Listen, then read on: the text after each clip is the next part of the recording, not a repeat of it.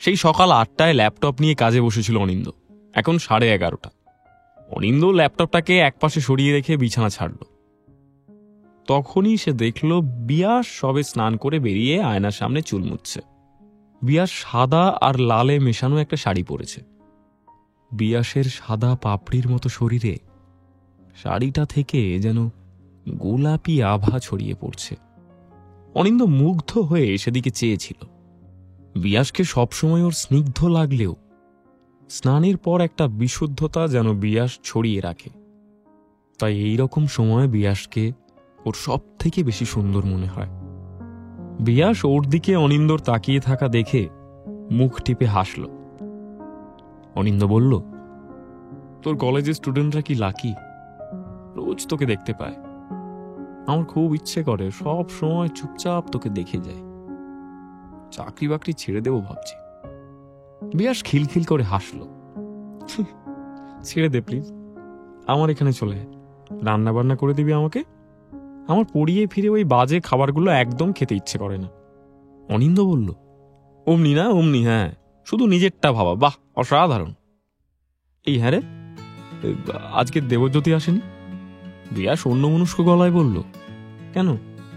অনিন্দ আলগা গলায় বলল, না, আজ অলির চেঁচামেচি শুনতে পেলাম না একবারও, সেই জন্য। বিয়াস হেসে ফেলল। সেই তোরা শুধু চিৎকারটাই শুনতে পাস, আর দেবজ্যোতির কোনো কমন সেন্স নেই। কাল সবে বারান্দাটা মোছা হলো, ও তার উপর দিয়ে বাইরের জুতো পরে হেঁটে গেল, আর অলি চিৎকার করলেই দোষ। অনিন্দ সঙ্গে সঙ্গে জবাব দিল, দোষ কোথায়? দোষ তো বলিনি আমি। এই তোরা তো সবসময় ঠিক কথা বলিস। আমি শুধু ভাবছিলাম যে অলির চিৎকারে কি ওই জায়গাটা আবার আগের মতো পরিষ্কার হয়ে যেত না, তো তাহলে চিৎকার করাটা বেকার হয়ে গেল না। এই সময় বাইরে থেকে রিন্দন অনিন্দকে ডেকে পাঠালো। অনিন্দ দরজা খুলতেই রিন্দন বলল, অফিসার ব্যানার্জি এসেছেন, নিচে ডাকছেন তোদের। অনিন্দ আর বিয়াস দুজনেই রিন্দনের সঙ্গে নিচে নেমে এলো। বিয়াস দেখল ড্রয়িং রুমে আগে থেকেই অফিসার ব্যানার্জির মুখোমুখি সোফায় রঞ্জন বসে আছে, আর ওদের থেকে একটু দূরে অলিভিয়া দাঁড়িয়ে আছে, দৃষ্টি উদাসীন। ও অলিভিয়ার পাশে গিয়ে দাঁড়াল। অনিন্দ আর রিন্দন সোফায় বসল। অফিসার ব্যানার্জি প্রশ্ন করলেন, দেবজ্যোতি বাবুকে একবার ডেকে পাঠাবেন? অনিন্দ অলিভিয়ার দিকে তাকাল। অলিভিয়া বলল, ফোন করেছি, আসছে রাস্তায়। অফিসার বললেন, রঞ্জন বাবু, আপনি গৌহাটি থেকে শিলিগুড়ি কবে ফিরেছিলেন? রঞ্জন শুকনো গলায় উত্তর দিল, বলেছিলাম তো, শনিবার সকালে। অফিসার বললেন, হ্যাঁ বলেছিলেন, কিন্তু মিথ্যে বলেছিলেন রঞ্জন বাবু। আপনি তার আগের দিন অর্থাৎ শুক্রবার সকালে শিলিগুড়ি ফিরেছিলেন। মিথ্যে বলছেন কেন? ঘরে বসে থাকা প্রত্যেকে অবাক হয়ে রঞ্জনের দিকে তাকালো। রঞ্জনের মুখ আরো শুকনো দেখালো। সে বলল, অপ্রয়োজনীয় মনে হয়েছিল তাই বলিনি। অফিসার স্পষ্ট গলায় জিজ্ঞেস করলেন, আপনার বাবার খুনের দিন রাতে আপনি গৌহাটিতে ছিলেন না শিলিগুড়িতে ছিলেন? এই সত্যি বলাটা আপনার অপ্রয়োজনীয় মনে হলো কেন? সত্যি বলুন, কার সঙ্গে ছিলেন এবং কেন ছিলেন? রঞ্জন ধীর গলায় বলল, আমি বাইরে কোথাও গেলে ফেরার আগের দিন সিঞ্জিনীর সঙ্গে দেখা করে আসি। বাবা জানতে পারলে আর কোনোদিন আমার সঙ্গে কথা বলতেন না, তাই আমি সবসময় ওটা লুকিয়ে রাখতাম। অনিন্দ অবাক হয়ে প্রশ্ন করে ফেলল, সিঞ্জিনীদি ওখানে? তুই যে বলেছিলি সিঞ্জিনীদি বিয়ে করে বাইরে চলে গেছে। রঞ্জন বলল, ওটা না বললে বাবা ওর পেছন থেকে লোক লাগানো ছাড়ত না। আমি মিথ্যে বলে ওকে শান্তিতে থাকতে দিতে চেয়েছিলাম। অফিসার প্রশ্ন করলেন, সিঞ্জিনীকে? রঞ্জন উত্তর দিল, আমার স্ত্রী। অফিসার ভ্রু তুললেন। সবার দিকে তাকিয়ে একটু বিরক্ত হয়ে জানতে চাইলেন, কি ব্যাপার বলুন তো, আপনার স্ত্রী এই বাড়িতে নেই কেন? রঞ্জন বলতে শুরু করল, আমি আর সিঞ্জিনী কলেজ থেকে একে অপরকে ভালোবাসতাম। একদিন সকালে কাউকে না জানিয়ে বিয়েটা করে ফেলি। সিঞ্জিনীর বাবা মা ছোটবেলাতেই মারা গিয়েছিলেন, তাই বিয়ে করার পর আমি ওকে এ বাড়িতেই নিয়ে আসি। মা ওকে মেনে নিয়েছিলেন। সেদিন সারা রাত ও এই বাড়িতেই ছিল। একদিনেই আমার ভাইয়েরা, মা, অলি সবাই ওকে খুব নিজের করে নিয়েছিল। কিন্তু সমস্যা হয়েছিল রাতে, বাবা বাড়ি ফেরার পর। বাবা আমাদের বিয়েটা মেনে নেননি। আমি অনেক বোঝানোর চেষ্টা করেছিলাম বাবাকে, কিন্তু শেষে বাবা সুইসাইড করতে চেয়েছিলেন। এত কিছু দেখে সিঞ্জিনি চেয়েছিল আমি যেন বাবার ইচ্ছেটাকে মেনে নিই।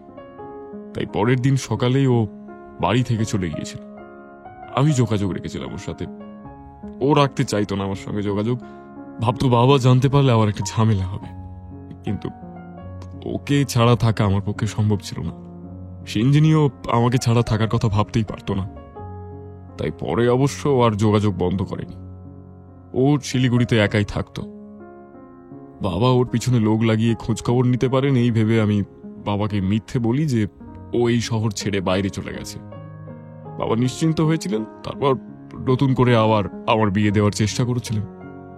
কিন্তু জীবনে প্রথম আমি সরাসরি বাবার মুখের ওপর স্পষ্ট করে অন্য কাউকে বিয়ে করার প্রসঙ্গে না বলেছিলাম। একটু থেমে ধীর গলায় রঞ্জন বলল, আমি আমার বাবার বড় বাধ্য ছেলেছিলাম। কোনোদিন বাবার মতামতের বিরুদ্ধে আমি কিছু করিনি। শুধু একবার নিজের পছন্দে একজনকে ভালোবেসেছিলাম। আমি ভাবিনি যে সেটাও বাবার পছন্দের কাউকেই হতে হবে। তাই এতগুলো বছর ধরে সবার কাছ থেকে আমরা আমাদের সম্পর্কটাকে লুকিয়ে রেখেছিলাম।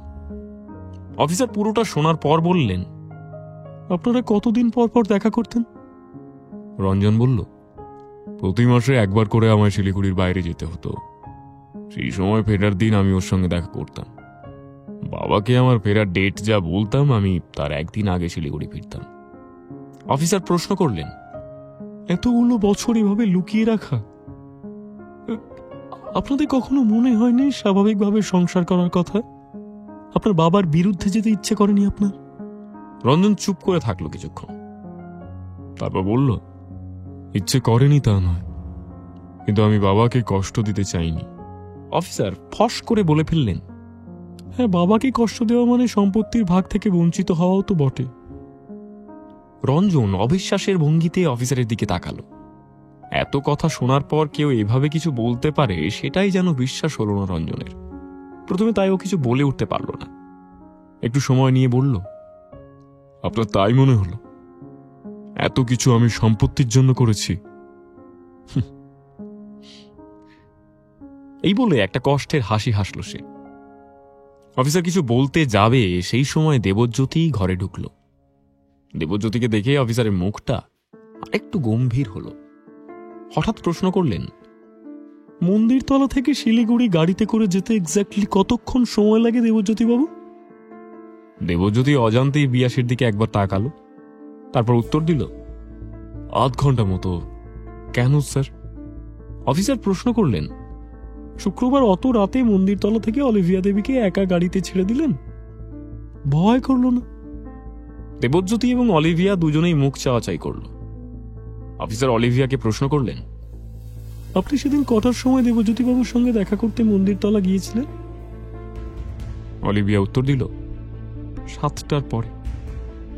অফিসার প্রশ্ন করলেন, তাহলে অত রাতে নিজের বাড়িতে ফিরলেন না কেন? মন্দিরতলা থেকে তো শিবপুর বেশি কাছে শিলিগুড়ির চেয়ে। তাছাড়া আরো আগেই তো ফিরতে পারতেন, তাও একা। অলিভিয়া বলল, অত রাতে ফিরলে বাবা অযথা চিন্তা করতেন। তাছাড়া সেদিন দেবজ্যোতি মা অনেক রান্না বান্না করেছিল। খাওয়া দাওয়া সারতে সারতে আমরা নিজেরাই বুঝতে পারিনি অত রাত হয়ে গেছে।